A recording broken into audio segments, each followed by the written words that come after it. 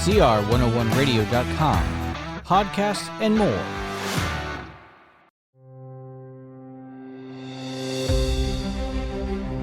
The Chalcedon Foundation presents The Tyranny of the Majority, Part 14 of R.J. Rushdoony's lecture series, American History to 1865.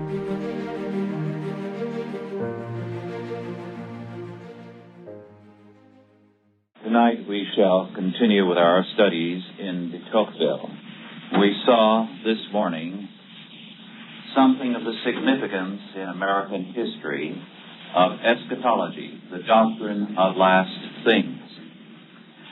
And we saw that one of the very ugly influences on the church in the early centuries was the influence of Manichaeanism. Now, Manichaeanism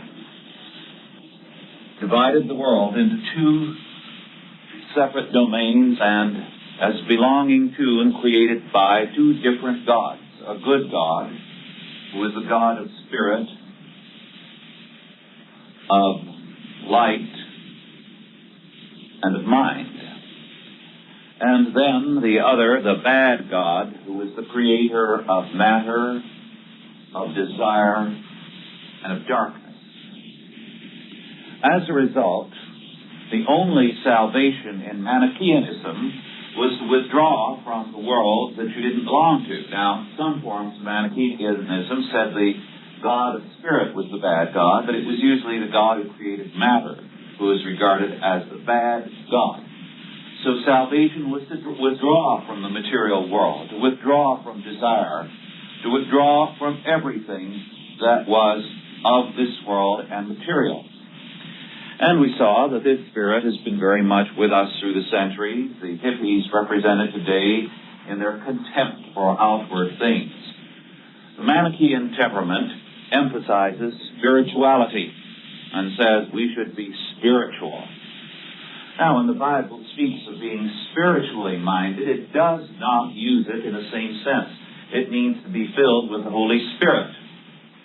For from the biblical perspective, we are not asked to be spiritual in the Manichaean sense, but godly. After all, Satan is a spiritual being, and he is totally evil. Now, the Manichaean retreated from the world. As a result, for him, the essence of the saved man was the one who got as far away from the world and practical things as possible. And because St. Augustine, one of the greatest men in the church, really the father of Roman Catholicism as well as the father of Protestantism, a tremendous amount of good in the man, as well as this unfortunate tendency. Because he stressed this aspect, it led him to see eschatology, the doctrine of the last things, in terms of this influence.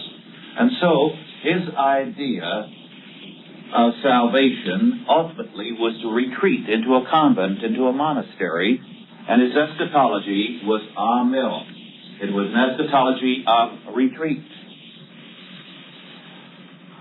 Of course, then you know the other type of eschatology, which has a similar influence, and it is pre-mill, and it calls for a rapture out of your problems. Whereas, of course, the other eschatology, postmillennialism, calls for conquest. Now, to continue our review very briefly, a little before the Reformation, this latter eschatology began to revive and led to the kind of exploration that Columbus represented. It led in part to the Reformation. It came into its own among the Puritans, and especially in this country.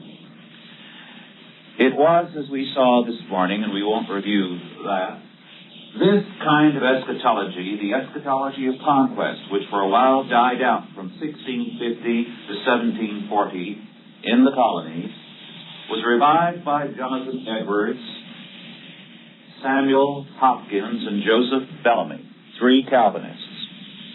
And it was their followers that made possible the War of Independence, because they were geared now not to retreat, but to conquest.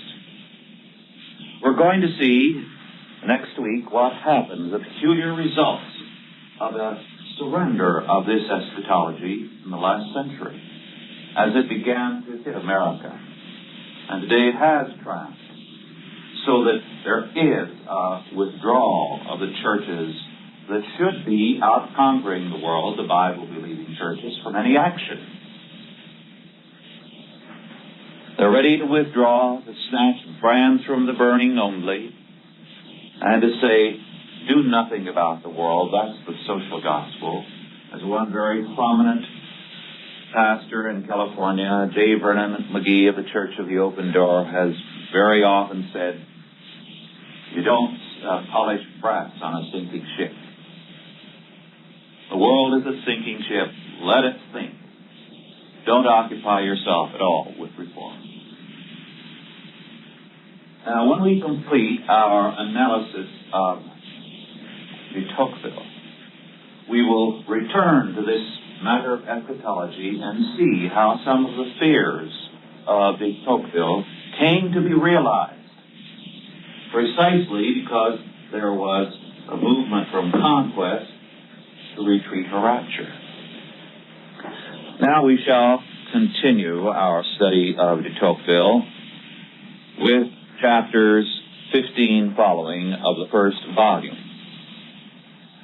De Tocqueville says, and I quote, "The very essence of democratic government consists in the absolute sovereignty of the majority, for there is nothing in democratic states which is capable of resisting it," unquote.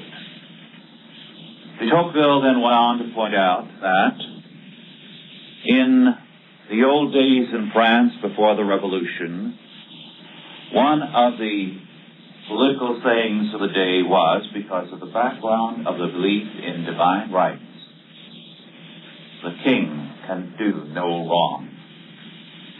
And he said the belief is growing up among many Americans because of the democratic sentiment that the majority can do no wrong. And of course, the ancient creed of democracy had revived, summed up in the Latin phrase, vox populi, vox Dei, the voice of the people is the voice of God. This, he said, leads to tyranny. Moreover, de Tocqueville went on to say, the law is unstable where majorities rule. If you believe that majorities rule, the law is not important.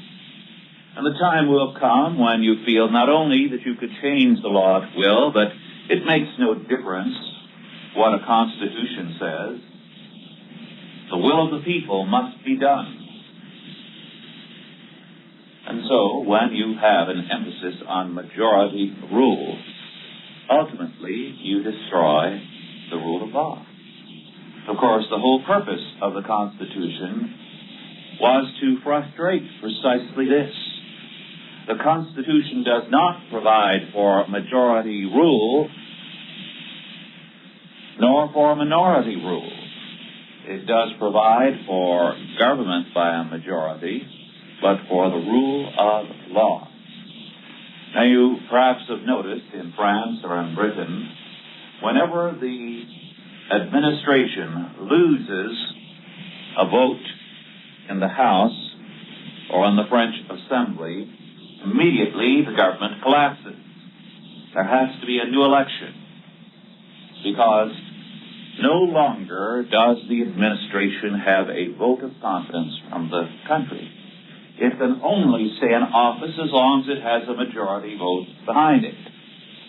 This is why sometimes in the past generation, some of the governments in the countries of Europe have changed administrations, sometimes every few months, every year, with very great rapidity, because they could not, in a crisis, command a majority. And it is especially in a crisis that an administration has the greatest difficulty commanding a majority. Because the more severe the crisis, the more people are ready ready to change their minds, the more fearful they are as the crisis develops day by day, and the more unwilling they are to trust the administration. The result is that the more a country moves into a democracy, the more unstable it becomes, and the more the tyranny of the majority prevails, de Tocqueville said. He went on to say, and I quote, "Unlimited power is in itself a bad and dangerous thing. Human beings are not competent to exercise it with discretion. And God alone can be omnipotent because his wisdom and his justice are always equal to his power. But no power upon earth is so worthy of honor for itself or of reverential obedience to the rights which it represents that I would consent to admit its uncontrolled and all-free dominant authority. When I see that the right and the means of absolute command are conferred on a people or upon a king, upon an aristocracy or a democracy, a monarchy or a republic, I recognize the germ of tyranny, and I journey onward to a land of more hopeful institutions. In my opinion, the main evil of the present democratic institutions of the United States does not arise, as is often asserted in Europe, from their weakness, but from their overpowering strength." Now, mind you, he had said there's not much of an administration in Washington. The federal government and the state governments are very small. So, most Europeans said the United States is very weak. But he said there is a danger, not because of that weakness, but because of the overpowering strength of the majority. He continues, "And I am not so much alarmed at the excessive liberty which reigns in that country as at the very inadequate securities which exist against tyranny. When an individual or a party is wronged in the United States, to whom can he apply for redress? If to public opinion constitutes the majority. If to a legislature, it represents the majority and implicitly obeys its instructions. If to the executive power, it is appointed by the majority and is a passive tool in its hands. The public troops consist of a majority under arms. The jury is the majority invested with the right of hearing judicial cases. And in certain states, even the judges are elected by the majority. However iniquitous or absurd the evil of which you complain may be, you must submit to it as well as you can." Then he has a long footnote. A striking instance of the excesses which may be occasioned by the despotism of the majority occurred at Baltimore in the year 1812. At that time, the war was very popular in Baltimore. A journal which had taken the other side of the question excited the indignation of the inhabitants by its opposition. The populace assembled, broke the printing presses, and attacked the houses of the newspaper editors. The militia was called out, but no one obeyed the call. And the only means of saving the poor wretches who were threatened by the frenzy of the mob was to throw them into prison as common malefactors. But even this precaution was ineffectual. The mob collected again during the night. The magistrates again made a vain attempt to call out the militia. The prison was forced. One of the newspaper editors was killed upon the spot, and the others were left for dead. The guilty parties were acquitted by the jury when they were brought to trial. Now, is that an extreme example? I don't think so. He put his finger on a real problem when a country becomes ruled by a democratic spirit. I was too young to recall it, but my father often told me of the problems in this country during World War I. The Democrats were in the majority, and they moved us into the war, even though, as later in World War II, Wilson promised not to take us into the war. And the result was that anyone who, after the declaration of war, opposed it was in serious trouble. In my hometown of Kingsburg, California, downtown, one farmer happened to express his disagreement with the war, and he said, "I don't think we have any business in Europe." But Washington's position was still, he considered, the best American position. They immediately were ready to lynch him, and they threw him into jail. As a matter of fact, at the time my cousin started school, by the time I did, about a year and a half, 2 years later, they had changed the school books. All the school books he used were badly mutilated. Why? Because the Democrats had been so anti-German during the war, they'd insisted that every good reference to Germany be taken out of all the textbooks. So they had gone through and cut out pictures of Beethoven and of Bach and of Goethe and other great Germans, and all favorable references. So he said that his textbooks, his school books, were a joke. There were so many things cut out of them. Now that's where the will of the majority leads us. Now, he goes on to say, "I said one day to an inhabitant of Pennsylvania, 'Be so good as to explain to me how it happens that in a state founded by Quakers and celebrated for its toleration, you freed blacks are not allowed to exercise civil rights. They pay the taxes. Is it not fair that they should have a vote?' 'You insult us,' replied my informant. 'If you imagine that our legislators could have committed so gross an act of injustice and intolerance, what then?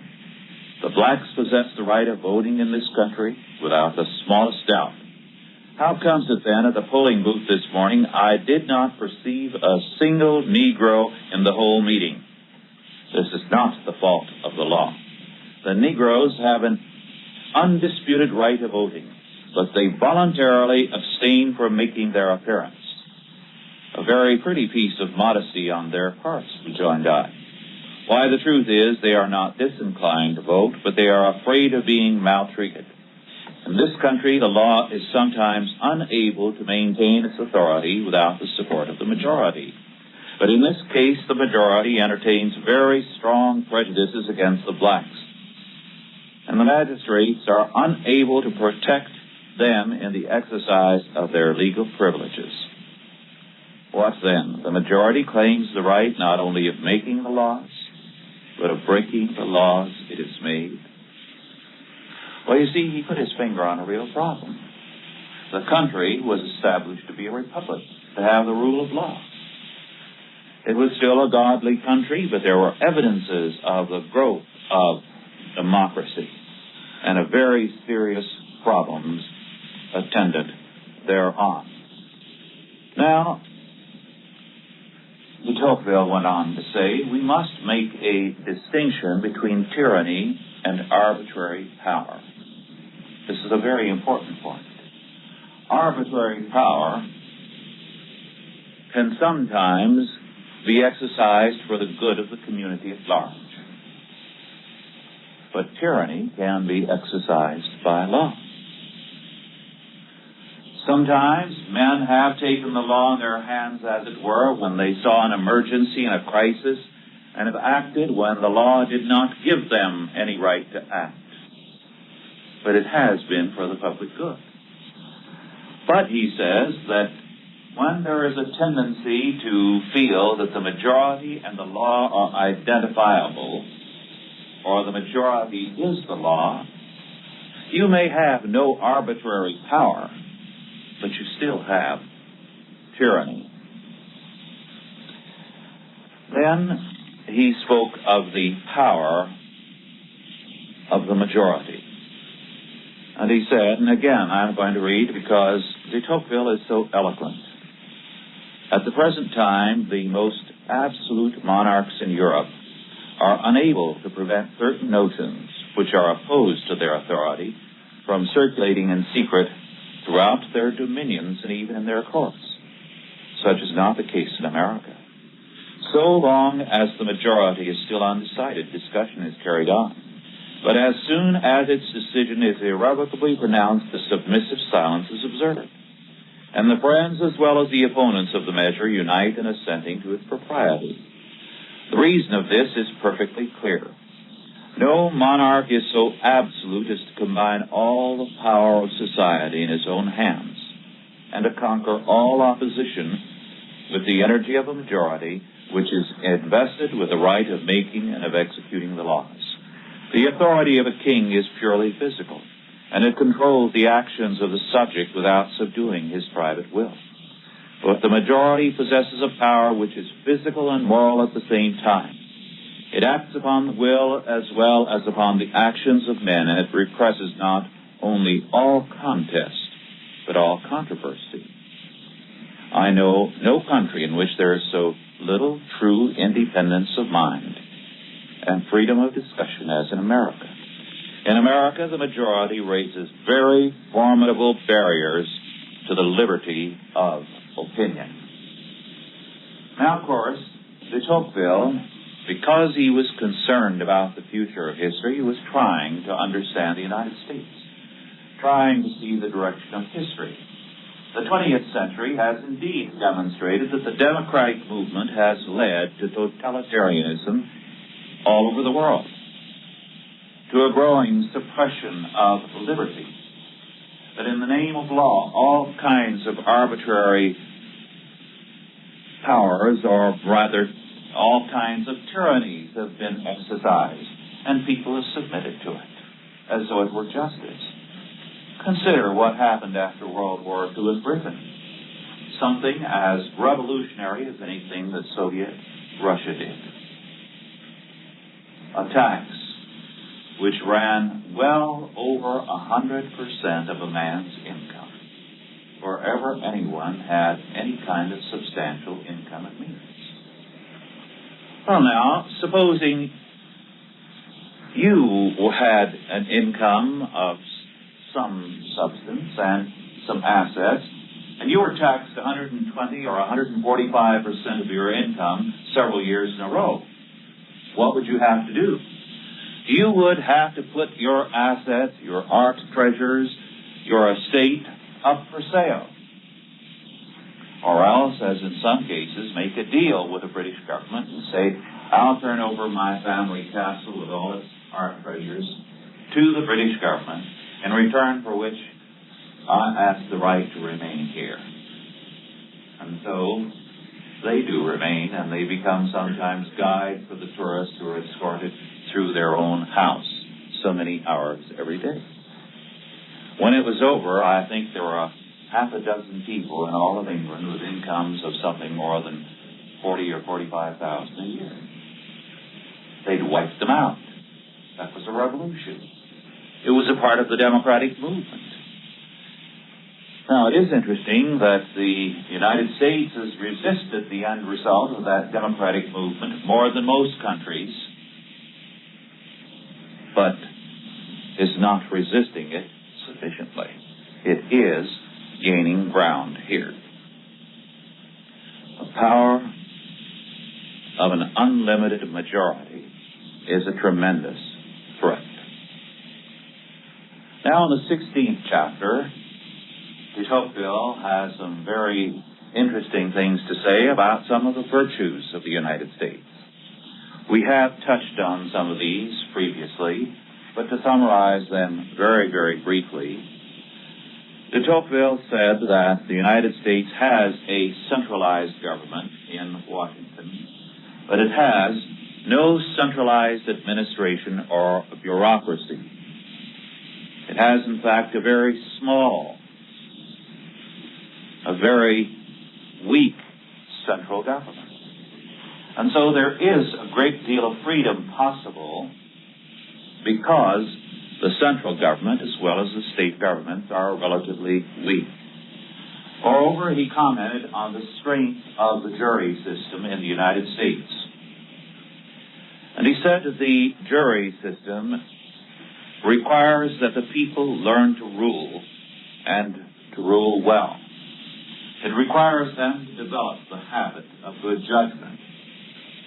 He pointed out also a fact to him very strange, because coming from Europe, where many of the countries, as far as their legal structure was concerned, had departed from Christianity far more than here, and especially from France, his home, where this was especially true, he commented on the fact that in the courts of this country, if you were an atheist, you could not offer testimony as a witness for anyone.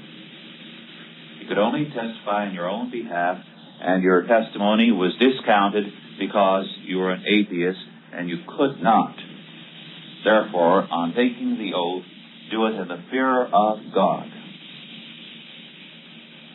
That was a fact for a long time, and as a matter of fact, it was only in the last few years that this requirement was dropped by the Supreme Court, overruled in the last state or two where it still remained. Now, in the 17th chapter, de Tocqueville writes on the accidental or providential causes which contribute to the maintenance of the democratic republic in the United States. And he lists a number of them. The fact that the United States had no powerful neighbor to be a threat to its security and development. No great cities comparable to the European. That the United States is more or less an empty country. As a result, it has the possibility of growth and development. This gives it also a freedom such as people elsewhere do not have.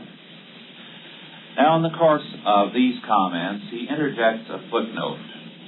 He has commented at great length on how well off the people of the United States are, how little government they need in the way of police and the like, because by and large their behavior is so exemplary. He gives a very beautiful picture of the United States by and large, but at one point he expresses great fears, and he makes a prediction which did not come true. This footnote is a very important one, and it is in the edition of de Tocqueville that you are using. You will find it in chapter 17, the first footnote in the second section, immediately after principal causes which tend to maintain the democratic republic in the United States. Has anyone found it? It begins, the United States have no metropolis. Do you have a page number so you can give it to someone else? 209? 299. 299. Well, that's an interesting point, that first sentence that I read, because it indicates a great change in the United States. You notice he begins, you, United States, have. It was a plural noun up until about 1861. After that, it began to change into a singular noun. So today we would say the United States has, which indicates what has happened to our legal structure. From being a federal union, it means we have become a national state. A very, very important change. But this is routine in this era. This book was written in the 1830s and published around 1840. In this country in 1841. And this usage was commonplace, yes. He said Constitution. Yes. Yes. Yes. It indicates what's happened to this country. Now, to continue with this important footnote. The United States have no metropolis, but they already contain several very large cities. Philadelphia reckoned 161,000 inhabitants, and New York 202,000 in the year 1830. The lower orders which inhabit these cities constitute a rabble even more formidable than the populace of European towns. They consist of freed blacks in the first place, who are condemned by the laws and by public opinion to an hereditary state of misery and degradation. They also contain a multitude of Europeans who have been driven to the shores of the New World by their misfortunes or their misconduct. And these men inoculate the United States with all our vices, without bringing with them any of those interests which counteract their baneful influence. As inhabitants of a country where they have no civil rights, they are ready to turn all the passions which agitate the community to their own advantage. Thus, within the last few months, serious riots have broken out in Philadelphia and in New York. Disturbances of this kind are unknown in the rest of the country, which is no wise alarmed by them, because the population of the cities has hitherto exercised neither power nor influence over the rural districts. Nevertheless, I look upon the size of certain American cities, and especially on the nature of their population, as a real danger which threatens the future security of the democratic republics of the New World. And I venture to predict that they will perish from this circumstance unless the government succeed in creating an armed force which, while it remains under the control of the majority of the nation, will be independent of the town population and able to repress its excesses. Now, de Tocqueville says, the worst scum of Europe are being sent over and are filling the big cities of the Atlantic seaboard. They are creating slums that are worse than anything the old world has ever seen. This rabble is dangerous. There are already serious riots that have broken out in recent months. And he was afraid that this would overthrow the republic, perhaps create a revolution, unless a standing army were recruited to keep order in these cities. Of course, he said the rest of the countryside is entirely free of problems like this. Now, how did this problem arise? Well, for a long time, almost in this century, well, really in this century, we had no immigration laws.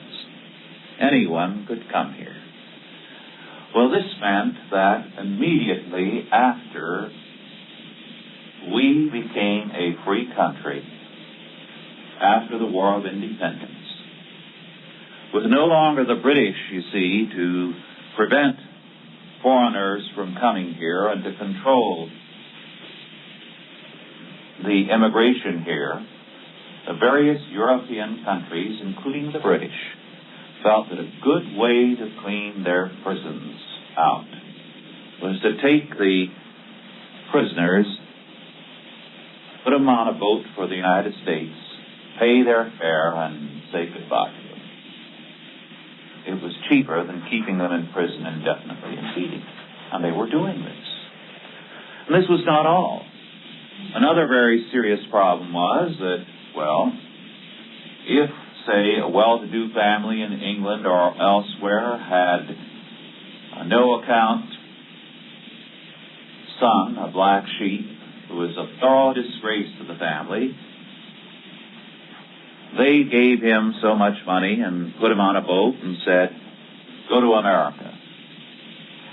I know a family where there was one such black sheep who had been shipped out by a very well-to-do English family. He came over here, and the family said he made and lost 2 fortunes, was a very brilliant and able man, and a terror to everyone, because his bad character was very definitely there. The family since has become quite distinguished. But this was not all. Supposing some good family, prominent family in England, had a daughter who got into trouble and was pregnant. This was the ultimate in disgrace, and so their method was just to take her down to the docks put her on a shipboard and send her to America. Very brutal, but very commonly done. And since these girls had, and this was irrespective of the fact that she may have been very much the innocent party in the situation and had been taken advantage of, but it was their way of getting rid of a problem or an embarrassment. And when she landed in New York or Boston or Charleston or wherever the case might be, the boat was regularly met by pimps, black and white, who knew that such girls were regularly being shipped over and were very helpless and had a small amount of money to help them get started, and so they would meet them with sweet talk and promises and very quickly make prostitutes out of them. So, de Tocqueville was right. The situation in the slums of the big cities was a frightening one. And sometimes the things that occurred there are really staggering. I have a number of books at home that describe the conditions of the slums of New York and other of the eastern cities that are really staggering and hardly fit to read in public. The description of the horrors that were routine and commonplace is so frightening. In some parts of New York, the police did not dare to go except in numbers. And yet, there was never a need for a standing army. There was never a revolution, although there were a number of very serious riots at different times. What made the difference? With the worst slums of the Western world, with the scum of Europe being poured into those slums, and boatload after boatload being shipped over, what happened? You remember we were discussing the tithe agencies, the voluntary associations. De Tocqueville writes about them, although he wasn't fully aware of all that they did. These tithe agencies were formed to meet every kind of problem and every kind of situation. And little by little, with great difficulty, but with great faith and patience, they dealt with these slum dwellers. They Christianized countless numbers of them. They prevented any fulfillment of de Tocqueville's prediction. This is one of the most remarkable of facts. And we're going to see next week something of how this happened on the frontier, because the frontier was the place to which the lawless of the United States fled, to escape from the law, and to live off of the law-abiding by robbery and extortion and every kind of crime imaginable. So we have a very remarkable fact in the power of these voluntary associations to provide a government. Let me say parenthetically, we have the same problem today. The kind of problem de Tocqueville is writing about, we do have today in Washington, D.C. We have it in Harlem, New York. We have it in other parts of New York. In fact, a good deal of New York today. We have it in San Francisco and in one great city after another, Philadelphia.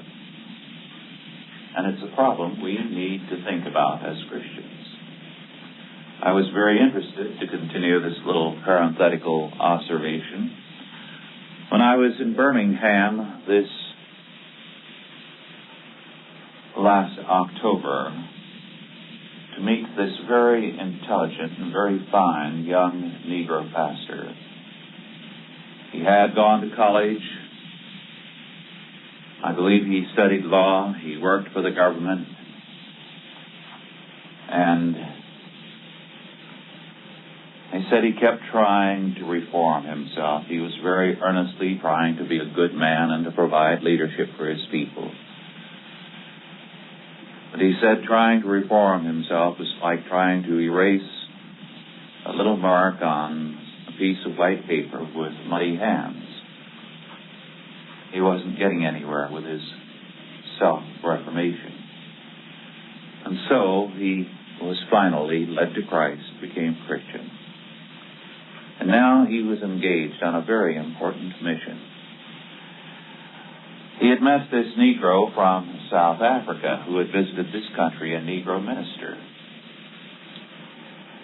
And the Negro minister was appalled by what he saw among his fellow Negroes in the United States. Fewer Christians among them than in South Africa, for many of them are still living in very primitive conditions and unevangelized, but a higher ratio of Christians among the blacks in South Africa. When this Negro pastor went back to South Africa, he was so upset and distressed by what was happening here, because he said the Negroes of the United States should be leaders of the Negroes of the world. And they are going back into barbarism because of their lack of faith. He asked the Negro churches in South Africa to send him here as a missionary.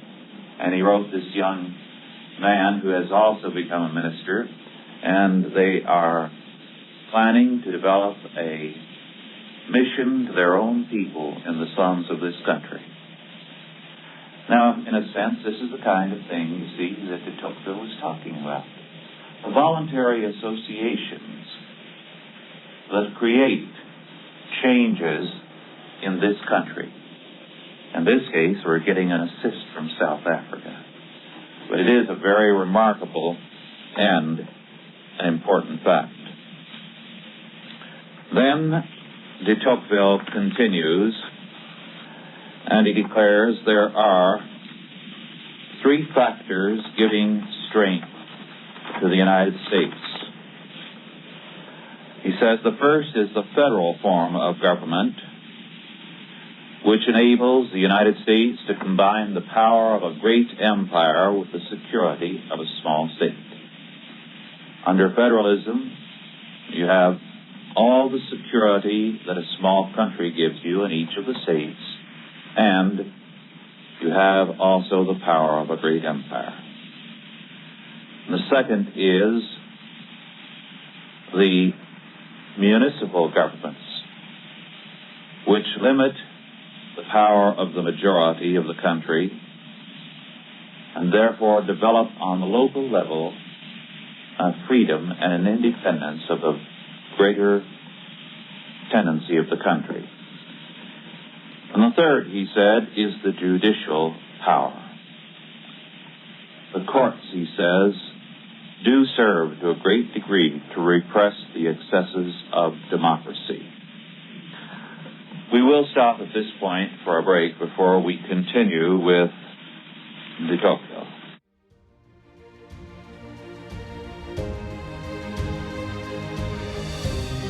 This has been a Chalcedon Foundation production, produced by Grace Community School and Nicene Covenant Church. If you enjoyed this lecture, be sure to visit chalcedon.edu for more lectures and series by R.J. Rushdoony and the Chalcedon Foundation.